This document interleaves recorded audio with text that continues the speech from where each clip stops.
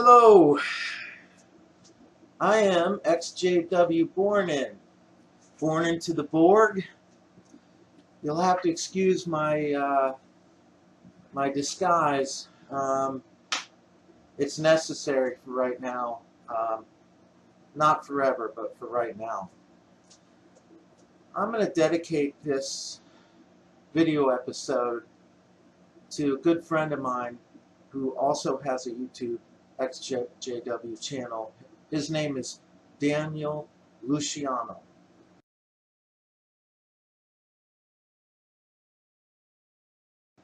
And I'd like to also dedicate this to, I've never met the man, but he is Gilbert Gonzalez, and he is a wanted man by the Watchtower Bible Tract Society for apostasy.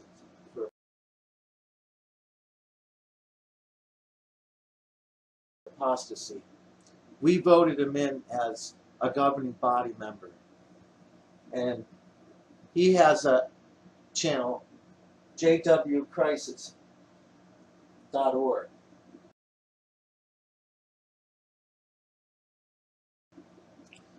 But yeah, he's a trip. He's awesome. The best governing body and the only one I ever met, and certainly, definitely the best. I'd like to also dedicate this to Vinny B and Bridget from A to Z, just everybody, all the channels that helped me wake up.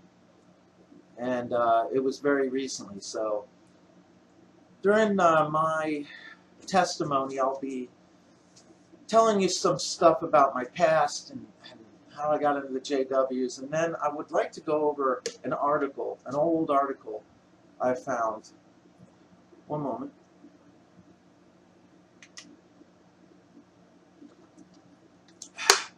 About what people thought of the JWs in 1940. Now,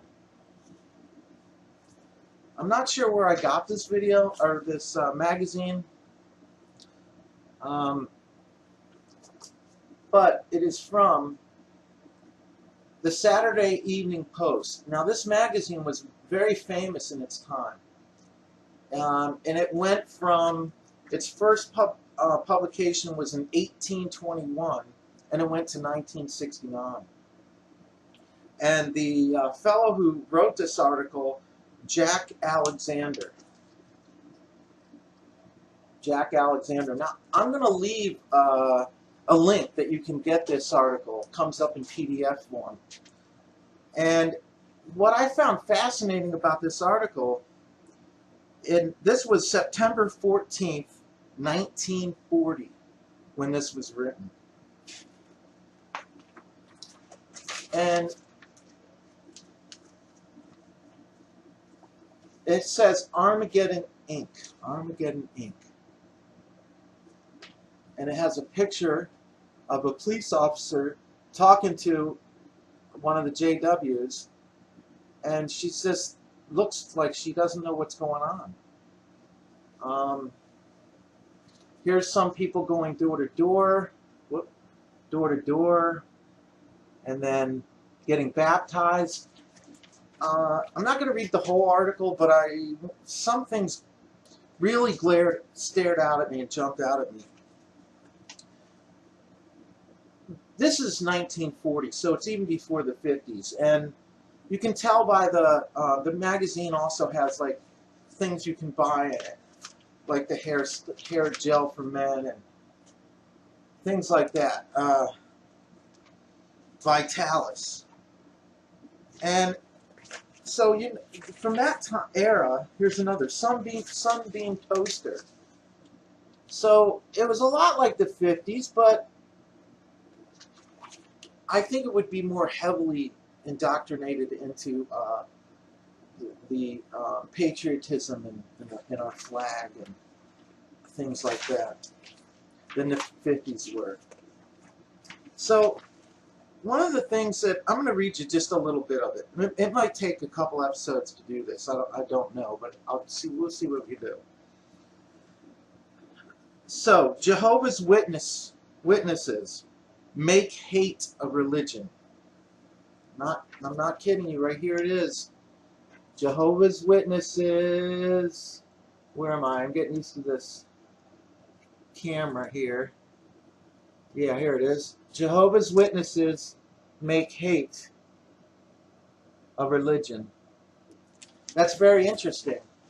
Because if you think about it, they were against everything. They were against everything and everyone. Everything in their society they were against.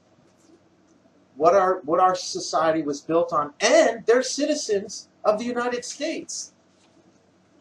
Pretty crazy what you can make people think and do.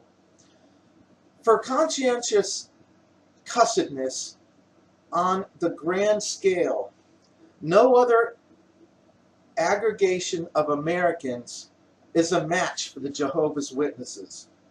Defiance of what others cherish and revere is their daily meat. That's the first sentence. They hate all religions and say so from the housetops. So they weren't quiet about it. They hate all governments with an enthusiasm that is equally unconcealed. On phonograph records, sound trucks, the radio, and in a Noah's flood of literature, Noah's flood of literature, they admit without conscious blasphemy that they hold a prior lien on the Almighty. On the rest of us, the great unwashed, they look down their spiritual noses. We, they say, have got it. Coming to us, and it, as they can triumphantly prove by the scriptures, is due almost any time now. That hasn't changed. They still say they got the truth and the right to God, and that hasn't changed.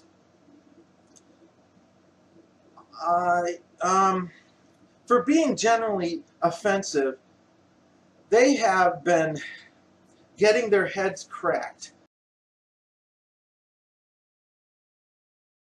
their meetings broken up, their meeting houses pillaged, and themselves thrown into jail. 6,000 of them are in German concentration camps. In Canada, to be one of them is a suppression is growing. Oh, in Canada, to be one of them is a prison offense. Excuse me. In Australia, a demand for their suppression is growing. So, and it just says their lawyers are just going out trying to. They're in 30 different states trying to stop this hemorrhaging.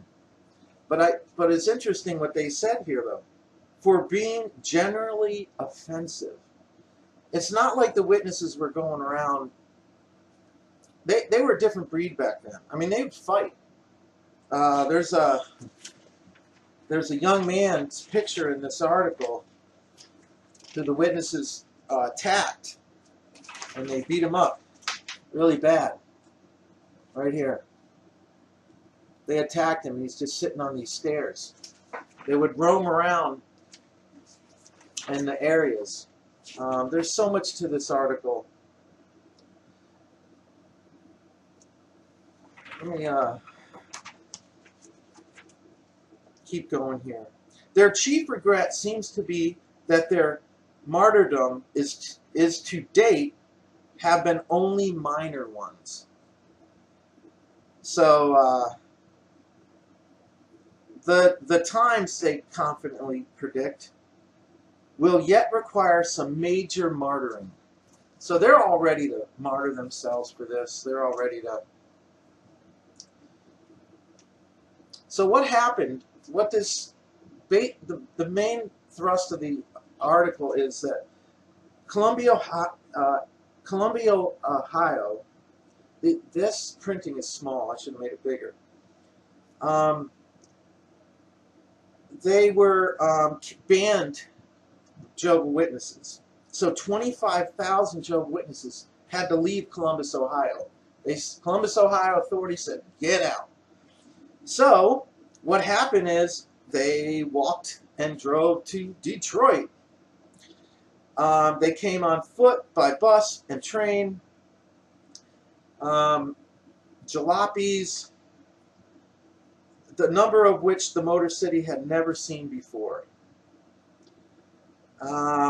They came from, their vehicles came from different states of the Union.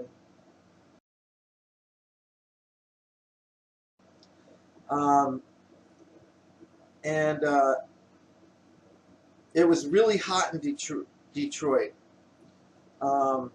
It was near 100, and they had a convention hall that had a flat roof, and it wasn't in the shade.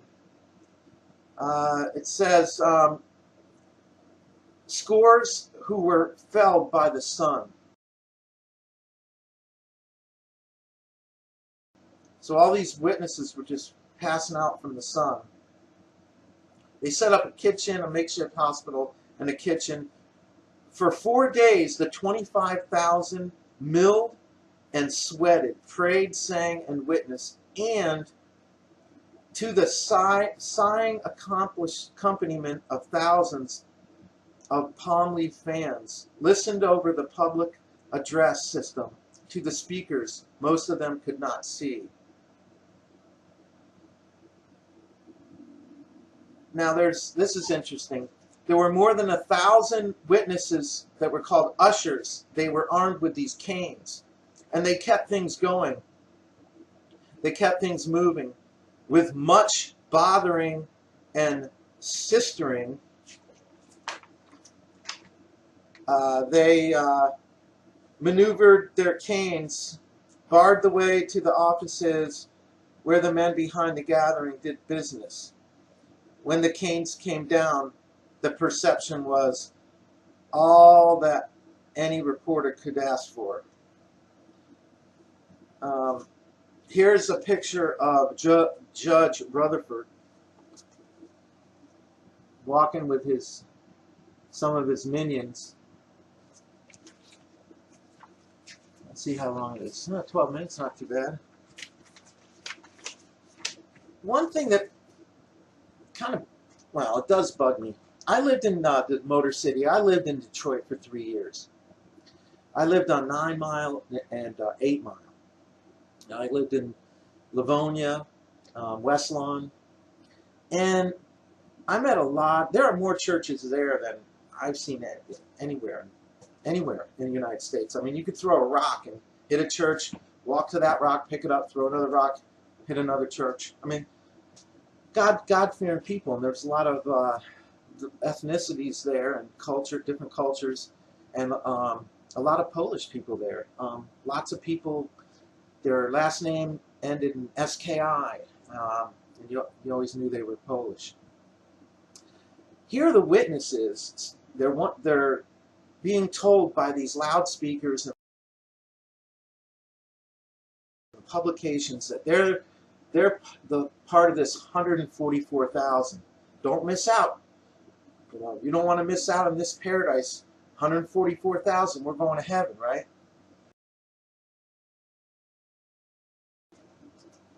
And I noticed through all these pictures in here, and there's lots of them. I'm going to put some on as I'm saying this up on the screen. They're all Caucasian. They're all white people. And they're going, I find it ironic that they're going to Motown, to Detroit. I find that very ironic, you know. And all the pictures I see of these giant crowds of the 144,000 before, you know, obviously it was more than that, and they had to change the doctrine to come up with a great crowd, is that they were all white people, man. There was no people from India, there was no, you know, American Indians, there was no, you know, Eskimos, no Hawaiians, no Japanese. So I guess Jesus just thought, hey, this is there is something to be said to this, because my buddy on his channel, we talked about this, Daniel Luciano, they do have ties to the Nazis and Hitler. I think he's going to expound on that in his video, and I even found evidence of that in here. The author goes into that. This was a very respected journalist, by the way. The kind that goes in to where everything's happening, just doesn't sit behind a desk, you know, the old school.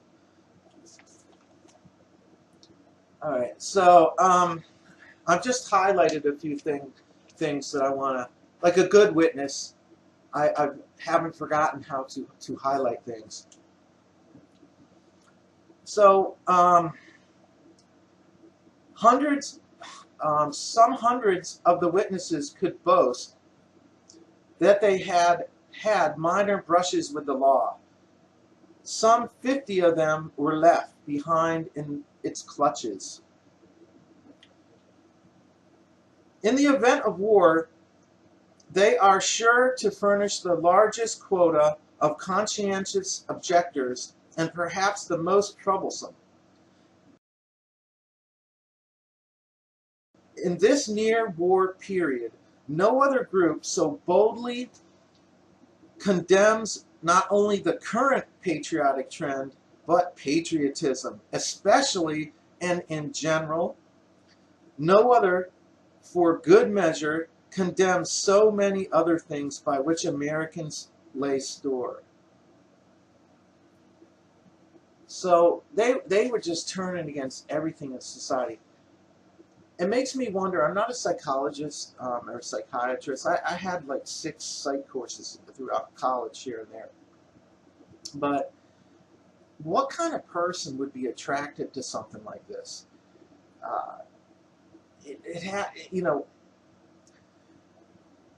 Barring someone that has, we do things, we're made to do things where we get a payoff. We don't just do things, we get a payoff.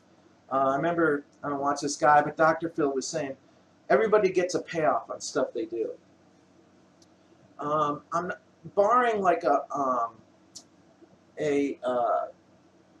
person like a peskin that has pica, where they'll eat like glass, and they'll eat like couch cushions and stuff and chalk. All right. Maybe there's not a payoff to that, but normally there's a payoff. So what payoff do these guys get to join this religion of hate? Because that's what the people thought about it. It was totally against society, against everything. Everything society stood for was it against. And they hated these things that they talked about. In the article, you'll see they hated Catholic Church especially, and they would just go on and on and on about that. Remember, they're using these big phonograph speakers. They're driving around using speakers. They didn't do much door-to-door. They did door-to-door, but most of the time, they just pulled up with these speakers. Interestingly, in the article, the Watchtower sold a lot of stuff. Other than their pamphlets and magazines, they sold these phonographs, and they made a huge amount of money with them. They sold 30,000 of them in this couple-year period alone. And then people would use those, go out to a neighborhood and just, aim it to a door. And if the householder got pissed, they'd shut it off and move to another door. If they got kind of a warm reception, they would try to give them some magazines. If they got a full-blown reception, then they'd go in and do their studying thing with them. And that's in here too.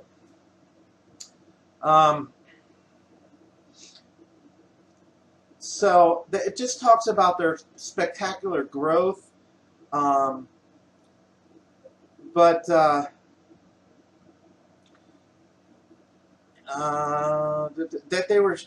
they had sketchy.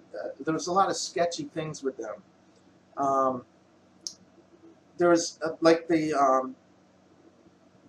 was they organized a corporation under the name Zion's Watchtower Society, later changed to Watchtower Bible and Tract Society, and that was in Pennsylvania.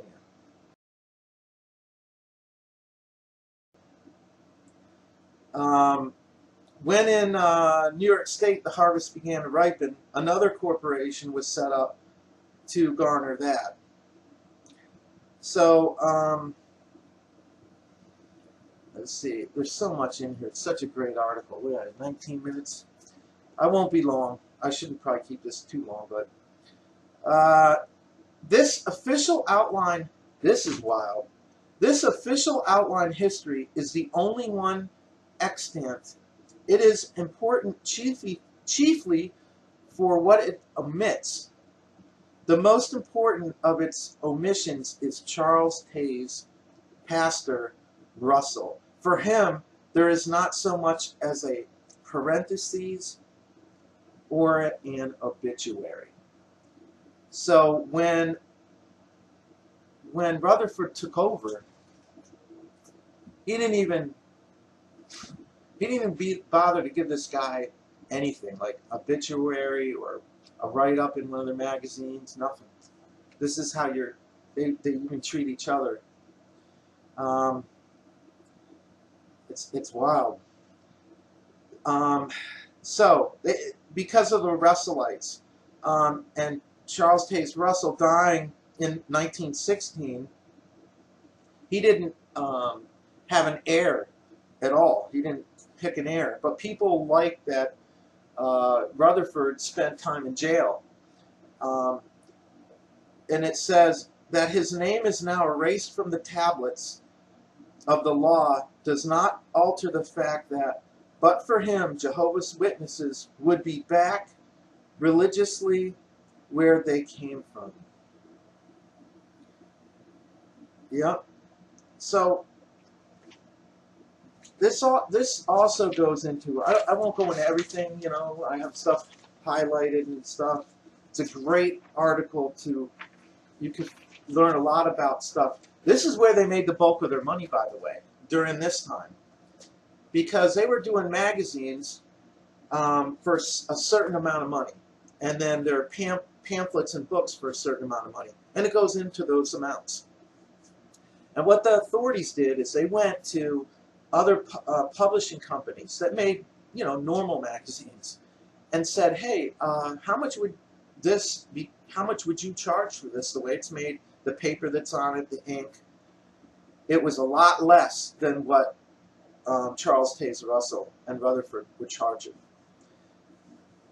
So they were making money hand over fist. They made 309,500,000 sales of one of their watchtowers and books. And they were very secretive about their money as well. And you ever wonder why the books were such stupid colors, like weird purple, like the Purple Eater, and like pinks and dull browns, green, weird green colors. It's like if you're driving around and you see a house with this like yellow or light blue awnings, not awnings, but you see that's all colors that they couldn't sell those colors for aluminum siding. Same with the watch. They bought colors cheap. Hey, give me something you have that no one wants. And also their paper was dirt cheap. Like they paid the least they could for it. They maximized the most profit that they could get. So, I wonder if I hit you with something else here. It talks about Beth Sarim and, yeah.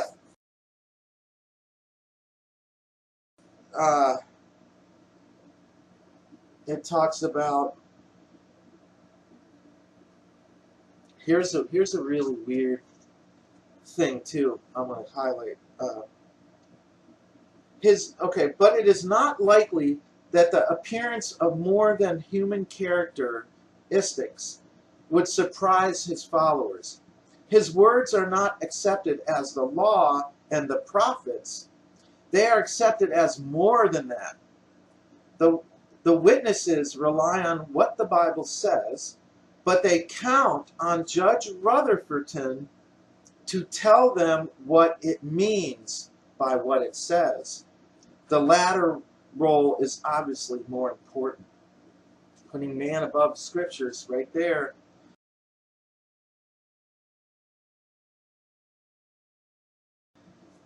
Rutherford also did not make the mistake that Taze did. He didn't specifically say this date, that date. He did it with 1914. He couldn't help himself on that one. But he used other words. He used, like kind of what they do now. The words like they kind of do now. You know, we're near the end. You know, soon coming. It's around the corner. Stuff like that. That's the kind of wording he used.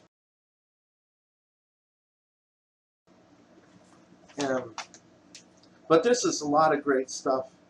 And they do say, in addition to these heavy labors on the creative side, he runs the business. The business of Jehovah's Witnesses is big-time stuff. Yep, because all the labor was free. And, yeah, I didn't know that the witnesses did that. They went around in with these microphones and went door to door with microphones. It's like now they have cart witnessing, and just very bizarre. I do want to point out a few things. Here's the men with the sticks, the canes, and they do look ready to kick some butt. You can see that. Yeah, they look ready to rumble if they have to. Here's cars turned. Yeah, so I want you to notice something here too. These guys, right here, these are the two clowns. So you have Charles Taze Russell and Rutherford. And if you look, their eyes, there's something wrong with their eyes.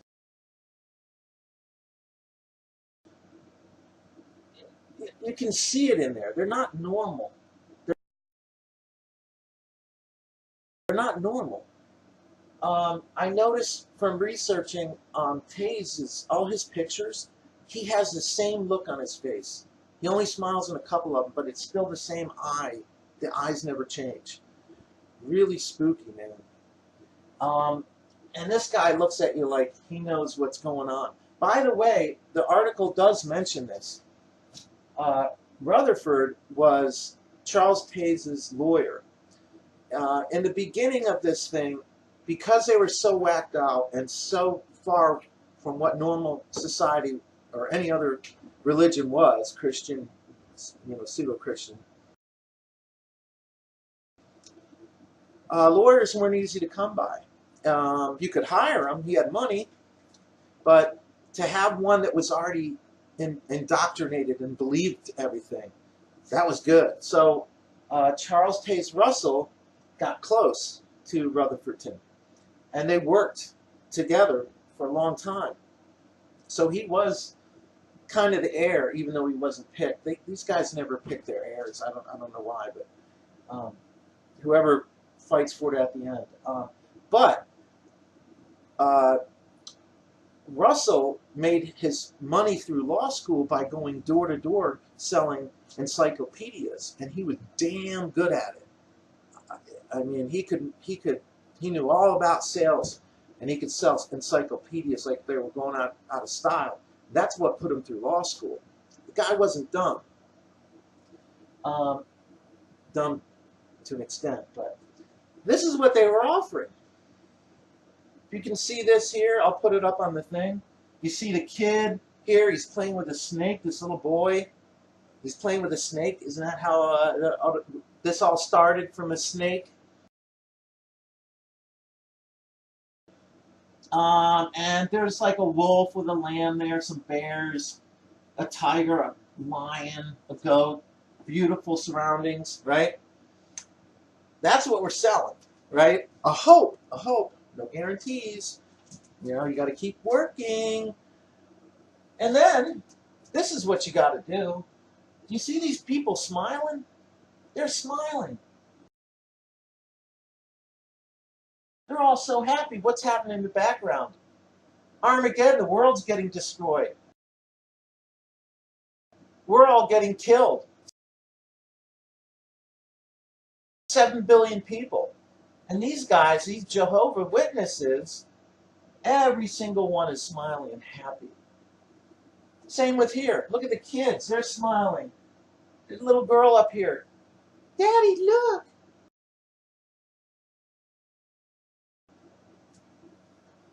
And behind them is just, you could smell the death and destruction from here. Look at the billowing clouds. You could smell it. And they have no care in the world. They're going to have theirs. They're going to have their cake and eat it too. What kind of mindset do you have, especially in 1940, to join a religion of hate?